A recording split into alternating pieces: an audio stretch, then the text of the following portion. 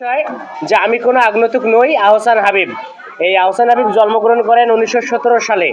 যে সময় মুসলিম যুগ ছিল একটা, মানে মুসলিমদের একটা হচ্ছে বিজয় গাথার যুগ।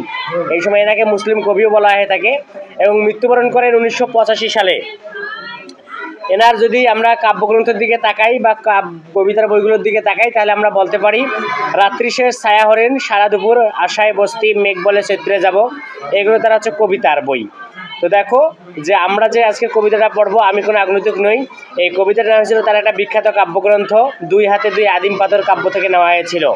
আচ্ছা দেখো এখানে বলা হচ্ছে, আসমানের তারা সাক্ষী, সাক্ষী এই জমিনের ফুল, এই নিশিরাইত বাঁশবাগান বিস্তর জোনাকি সাক্ষী, সাক্ষী এই জারুল জামরুল সাক্ষী, পুবের পুকুর তার ঝাঁকড়া ডুমুরের ডালে স্থির দৃষ্টি, মাছরাঙ্গা আমাকে চেনে। এখানে দেখো কিছু বিষয় বলা আছে। লেখক এখানে বলা আছে যে আমি কোনো আগন্তুক নই, মানে কি আমি কোনো বহিরাগত নই। সেখান থেকে তিনি প্রমাণ দিচ্ছেন, মানে সাক্ষ্য দিচ্ছেন যে সাক্ষী অনেকেই আছে। কারা আছে?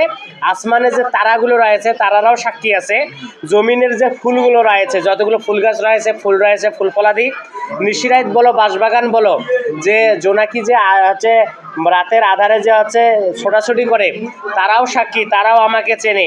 আর তার থেকে আরও চেনে জারুল জামরুল যে গাছগুলো রয়েছে, এই গাছগুলো আমাকে চেনে। পুবের যে একটা পুকুর রয়েছে, পূব দিকে যে পুকুরগুলো রয়েছে, ডুমুরের যে ফল রয়েছে, ডাল যে রয়েছে, এই ডুমুরের ডালে যে হচ্ছে মাছরাঙা পাখিটা বসে, সেই পাখিটাও আমাকে চেনে, সেই পাখিটাও আমাকে কি চেনে। এরপর বলা হচ্ছে আমি কোনো অভ্যাগত নই, মানে আমি যে ভিনদেশি পথিক বা আমি যে বাইরের দেশ থেকে আসব এমন কোনো কেউ আমি নই। খোদার কসম আমি ভিনদেশি পথিক নই, আমি কোনো আগন্তুক নই, যে আমি বাইরে কোনো জায়গা থেকে আসিনি, আমি সরাসরি এই দেশেরই ছিলাম, এই দেশেই আছি। খোদার কসম করে বলা হচ্ছে আমি কোনো আগন্তুক নই, আমি ছিলাম এখানে। আমি কি ছিলাম এখানে? আমি সাপনিক নিয়মে এখানেই থাকি, আর এখানে থাকার নাম সর্বত্রই থাকা, সারা দেশে। যে আমি যেখানে আছি, যে জায়গাটাতে আছি, আমি যেখানে জন্মগ্রহণ করছি সেখানে থাকা। তাহলে আমি কোনো কিন্তু অভ্যাগত নই, মানে আমি বাইরে থেকে আসা কোনো লোক নই। খোদার কসম করে বলা হচ্ছে, এখানে বলতেছেন আমি কোনো ভিনদেশি পথিকও নই, আমি কোনো আগন্তুক নই। এখানে দেখো বলা হচ্ছে ছিলাম এখানে, আমি সাপনিক নিয়মে এখানেই থাকি, আর এখানে থাকার নাম সর্বত্রই থাকা, সারা দেশে।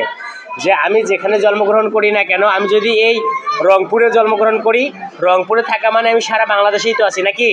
একটা দেশের মনে করো যে 4টা বৈশিষ্ট্য থাকা উচিত, তার মধ্যে একটা হচ্ছে মনে করো যে হচ্ছে এই ভূখণ্ডতা। বাংলাদেশের ভূখণ্ড যতটুকু রয়েছে 1,47,570 প্লাস, তাহলে এর মধ্যে আমি যেখানেই থাকি না কেন, যদি আমি হচ্ছে তেঁতুলিয়ায় থাকি তারপরেও আমি বলতে পারি যে আমি চট্টগ্রামেরই আছি, কেননা আমি বাংলাদেশের মধ্যেই তো আছি। এই কোথাকার মধ্যেই আছি? বাংলাদেশের মধ্যেই তো আছি। এরপর দেখো এখানে বলা হচ্ছে আমি কোনো আগন্তুক নই, এই খরৌদ্র জলজ বাতাস মেঘ ক্লান্ত বিকেলের পাখিরা আমাকে চেনে, তারা জানে আমি কোনো অনাত্মীয় নই। অনাত্মীয় মানে আমি যে হচ্ছে একজনের আত্মীয় আরেকজনের আত্মীয় না, সেমনটা না। এখানে বিষয়টা হচ্ছে যে আমি সবারই আত্মীয়, আমি সবারই কি আত্মীয়। এই পশু পাখি থেকে শুরু করে গাছগাছালি থেকে শুরু করে তারা আমাকে চেনে, আমিও তাদেরকে চিনি, এবং তাদেরকে আমার বিষয়ে কোনো কিছু বলা লাগবে না, কেননা আমি তো কোনো ভিনদেশি পথিক নই। এরপর দেখো বলা হচ্ছে এখানে কার্তিকের ধানের মঞ্জুরি সাক্ষী, এই যে বর্তমান কার্তিক মাসে যে হচ্ছে ধানের মঞ্জুরিটা বের হচ্ছে, এই ধানের মঞ্জুরিটাও হচ্ছে আমাকে চেনে, আমি সাক্ষী দিতেছি যে তারা আমাকে অবশ্যই চিনে। সাক্ষী তার চিরল পাতার টলমল শিশির, সাক্ষী জ্যোৎস্নার চাদরে ঢাকা নিশিন্দার ছায়া, অকাল বার্ধক্যে নত কদমালি তার ক্লান্ত চোখের আধার। আমি চিনি, আমি তার চেনা স্বজন একজন, আমি জমিলার মার শূন্য খাকা রান্নাঘর শুকনো থালা সব চিনি, সে আমাকে চেনে।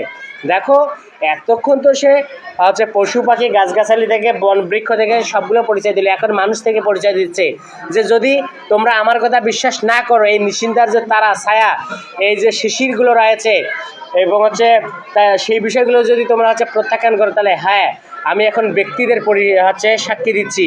এই যে এখানে একজনকে নাম বলা হচ্ছে কদম আলী, যার কিনা বার্ধক্য অসুখে সে আর কি নুয়ে পড়েছে, সে আমাকে চেনে, আমিও তাকে চিনি।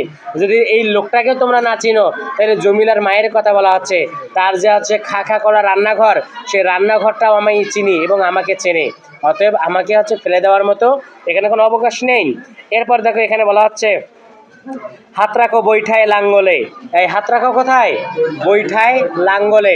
বৈঠায় বলতে এখানে বোঝানো হচ্ছে নদীর যে হচ্ছে নদীতে যে হচ্ছে আর কি নৌকা চলে, তার যে বৈঠাটা রয়েছে, এই বৈঠাটাও আমি হচ্ছে টেনে দেখেছি। লাঙ্গল জমি চাষও আমি করে যে হাল চাষ করেছি, এইগুলো আমার চেনা জানা হয়ে গেছে। আমার হাতের স্পর্শ লেগে আছে কেমন গভীর, হাতের স্পর্শ লেগে আছে এখানে, কেমন গভীর। দেখো মাটিতে আমার গন্ধ, আমার শরীরে লেগে আছে স্নিগ্ধ মাটির সুবাস। আমাকে বিশ্বাস করো আমি কোনো আগ্নতুক নই।